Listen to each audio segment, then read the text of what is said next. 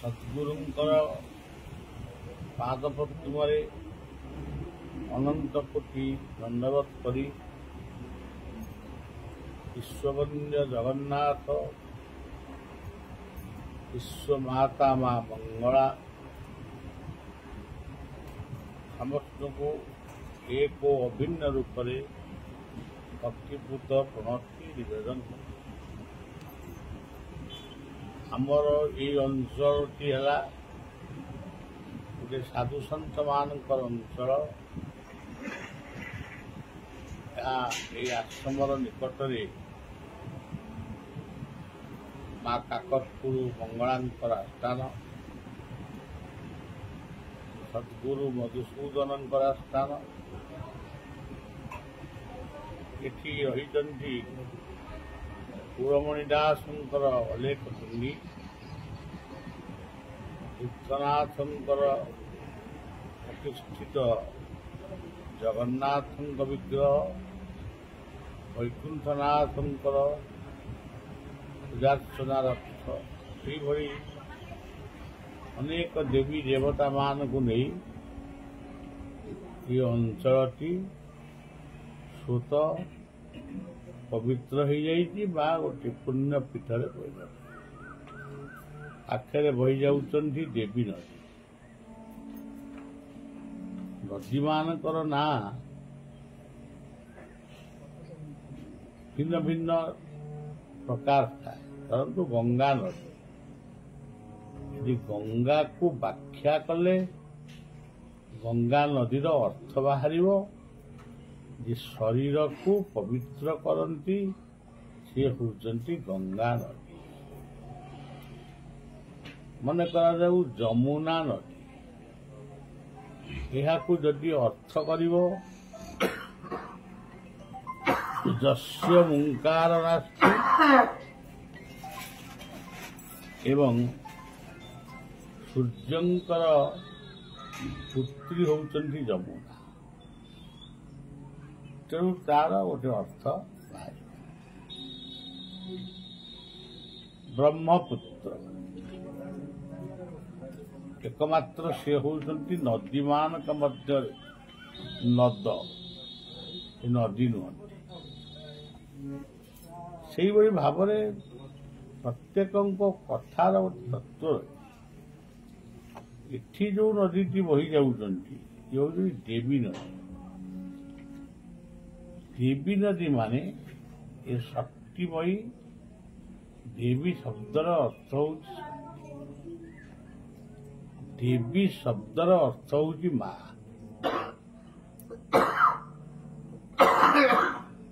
आपण भोक कला आपण को भोक कला कि मत भोक कला मु समस्त को कहबी आत्मीय स्वजन मान को कहबी मत भोक कर से व्यवस्था करिवे व्यवस्थार अनुसंधान करिवे भाविवे कोटा देले पोक मर किंतु माँ हूँ गोटे स्वतंत्र देवी सी सांगे सांगे तुमको गोटे किसी ना किसी खाद्य पर आग खुशी करद पिला दुईटी ट्यूशन को जाइछन्ति स्कूल को जाइछन्ति घरे किछि नाही बापा तांकर फेरी नाहांती सी जाइछन्ति आउ गोटे काम माँ अनैची पिला दीटी को केतबेले से फेरिवे फेरिबा ही जति कष्ट पाऊ आसिले खाइबे घर तो किछि नाही मुढ़ी नाही चूड़ा नाही गुड़ नाही किछि नाही कौन करिवे सी निकटस्थ गोटे तार गोटे विश्वस्त सांग बा विश्वस्त लोक ताकू कहूची ବାବୁ ଆସିନାହାନ୍ତି, ପିଲା ଦିଟା ବର୍ତ୍ତମାନ ସ୍କୁଲରୁ ଆସିବେ, କଣ ଖାଇବେ? ତୁ ଟିକେ କଣ ଗୋଟେ ତୋ ପାଖରେ ଥିବ ଦେଇଥା, ତାପରେ ମୁଁ ତାଙ୍କୁ ଖାଇବା। ସିଏ ଖୁସି ହେଇଗଲା, କହିଲା ଇଏ ଗୋଟେ କଥା, ପିଲା ଖାଇବେ, ଯା ସେ ପିଲାଙ୍କୁ ଭାତ କଣ ବୋଲି ଖୁଆଇଦେଲା। ଠିକ ତାପରେ ବାପା ଆସି ପହଞ୍ଚିଲେ। ବାପାଙ୍କ କାନି ଭିତରେ ଥିଲା କିଛି ଚାଉଳ, ସେ ଚାଉଳ ଭିକ୍ଷା କରିବେ ବୋଲି। ତାପରେ ମା କଣ କଲେ ନା ସେ ଚାଉଳକୁ ଭାଜିଦେଲେ, ଆଉ ସବୁ କଣ କଲେ, କିନ୍ତୁ କରିକିରି ପିଲାମାନଙ୍କୁ ଯେତେବେଳେ ଡାକିଲେ, ପିଲାମାନେ କହିଲେ ମା ବର୍ତ୍ତମାନ ଆମେ ଖାଇବୁନି, ଖାଇକି ତ ଆସିଲୁ ରାତି। ଏଇ ହଉଛି ମାତୃତ୍ୱର ପରାକାଷ୍ଠା, ମାର ମମତା। ଏଇ କଥାଟାକୁ ମୁଁ ଆପଣଙ୍କୁ ଗପ ଶୁଣଉନି, ମୋ ଜୀବନ ଭିତରେ ମୁଁ ଗପ ବେଶୀ କହେନି। ଯୋଉ ଗପଟିଏ କହେ ସେ ଗପର ଗୋଟେ ତତ୍ତ୍ୱ ନିରୂପଣ କରେ, ଏବଂ ମୋ ଜୀବନର ଚଲାପଥରେ ଯାହା ଶୁଣିଛି, ଯାହା ଦେଖିଛି, ତାକୁ ହିଁ ମୁଁ ନୂଆ ଢଙ୍ଗରେ କହେ। ଏ କଥାଟି ହଉଛି ଗୋଟେ ବାସ୍ତବ କଥା, ସତ କଥା। କାରଣ ଆମ ଅନନ୍ତ ପ୍ରଭା ପତ୍ରିକା ତ ଆମ ପିଲାମାନେ ପଢନ୍ତି ନାହିଁ। ଯୋଉମାନେ ନିଅନ୍ତି ଖାଲି ବାବାଙ୍କ ଡରରେ ନିଅନ୍ତି, ତାକୁ ଘରେ ନେଇ ରଖନ୍ତି। ତାଙ୍କୁ ଯଦି ପଚରାଯିବ ପତ୍ରିକାରେ ଏଥର କଣ ବାହାରିଥିଲା, ସେ ସୁସ୍ପଷ୍ଟ ଭାବରେ କହିପାରିବେ। କିନ୍ତୁ ପତ୍ରିକାଟାକୁ ଯୋଉମାନେ ପଢନ୍ତି ସେମାନେ ଅପେକ୍ଷା କରିଥାନ୍ତି, ପତ୍ରିକା ଠିକ ସମୟରେ ନ ପହଞ୍ଚିଲେ ସେମାନେ ବ୍ୟସ୍ତ ବିବ୍ରତ ହେବେ। କାହିଁକି ପତ୍ରିକା ପତ୍ରିକା ମାଧ୍ୟମରେ, ପତ୍ରିକା କାହିଁକି ସୃଷ୍ଟି କରାଯାଇଛି? ପତ୍ରିକା ମାଧ୍ୟମରେ ଜୀବନର ଅନେକ ଅକୁହା କଥା କହିହେବ, ଏବଂ ସେ କାର୍ଯ୍ୟକୁ ଆମେ କର୍ମରେ ପରିଣତ କଲେ ଜୀବନ ସୁନ୍ଦର। ସୁନ୍ଦରଟା ନୁହେଁ ଗୋଟେ ରଙ୍ଗ ବେରଙ୍ଗର ଚିତ୍ରଣ, ଇଏ ସୁନ୍ଦର ନୁହେଁ, ଇଏ ରଙ୍ଗ ଫଟା ରଙ୍ଗ। ମଣିଷର ଜୀବନ ଯେତେ ସୁନ୍ଦର ହେଲେ ବି ସେ ଦିନେ ଅସୁନ୍ଦର ହବ ହିଁ ହବ। କିନ୍ତୁ ଗୁଣ ସିନା କରେ ମଣିଷକୁ ବଡ, ଜାତି ବଡ କରେ ନାହିଁ।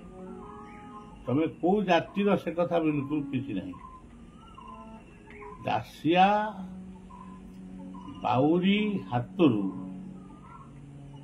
ଯେତେବେଳେ ଛୁଆଁ ଅଛୁଆଁ ଭେଦଭାବ ଆମ ସମାଜରେ ବହୁତ ଥିଲା, ଏବେ କମିଗଲାଣି। ସେତେବେଳେ ସ୍ୱୟଂ ଜଗନ୍ନାଥ ଦାସିଆ ବାଉରୀର ନଡ଼ିଆ ବ୍ରାହ୍ମଣଙ୍କ ହାତରୁ ନେଇଥିଲେ। ତାମାନେ ଜଗନ୍ନାଥ ଦର୍ଶନ ମଧ୍ୟ ଏକ ବିପ୍ଳବର ଦର୍ଶନ। ବଳରାମ ଦାସ ଯୋଉ ଲକ୍ଷ୍ମୀ ପୁରାଣ ଲେଖିଛନ୍ତି, ମାର୍ଗଶିର ମାସ ଗୁରୁବାର ପ୍ରାୟ ପଢୁଛନ୍ତି, କେତେକ ବି ଭୁଲି ଯାଉଛନ୍ତି, କେତେକ କହୁଛନ୍ତି ଆମେ ଏ ବର୍ଷ ବୁଝେଇ ଦେଲୁ। ଶବ୍ଦ ଗୁଡ଼ିକ ଯେମିତି ଓଡ଼ିଆ ଏମ୍ଏ, ଯେମିତି ମୁଁ ଏମ୍ଏରେ ଓଡ଼ିଆ କରିଛି, ଏ ଓଡ଼ିଆରେ ଏମ୍ଏ କରିଛି, ଆମେ ବୁଝେଇଦେଲୁ। ସେ କାହିଁକି ବୁଝେଇଲ ନା ଘରକୁ ଯାଇ ହଉନି, ଏଇଭଳି ଫାଷ୍ଟ लक्ष्मी पुराण होची गोटे विप्लवर पुस्तिका।